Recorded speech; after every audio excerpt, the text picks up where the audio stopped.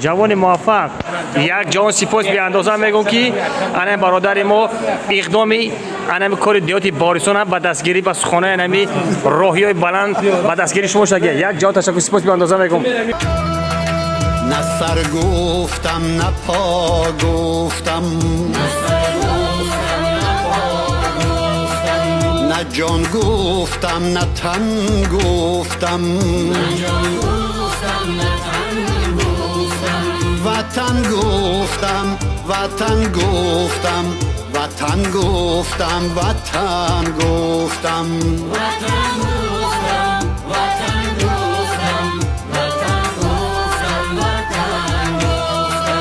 هزاران بار ما گفتم کسی هم دل نشد، اما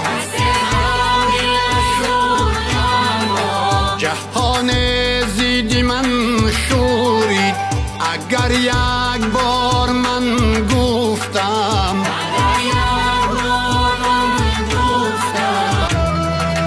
نه سر گفتم نه پا گفتم، نه جان گفتم نه تن گفتم،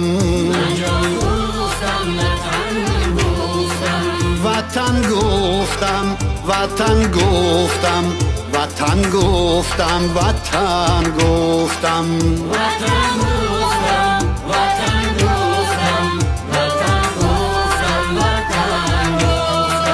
هزاران بار ما گفتم کسی هم دل نشد، اما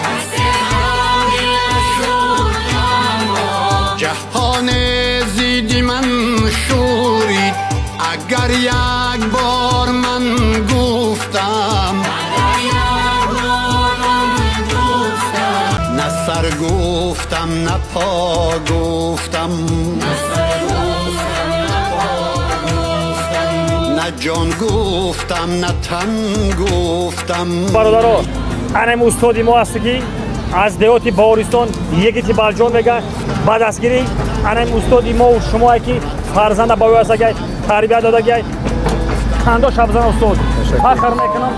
یک جان تشکر میگم سپاس به اندازه دیوتی باوریستان مردمی غریبا که در این کار آبادانی سعیشون در داشته خدمت کردن، خوب پولیای خوب مالیای خود بل خدمت گرفته در کار راه آبادانی دیوتی باوریستان سهم گذاشتن.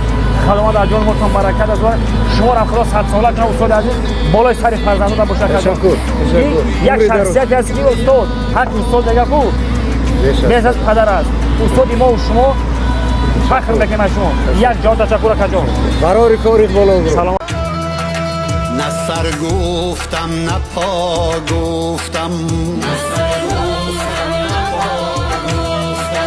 نه جان گفتم نه تن گفتم، وطن گفتم وطن گفتم، وطن گفتم وطن گفتم.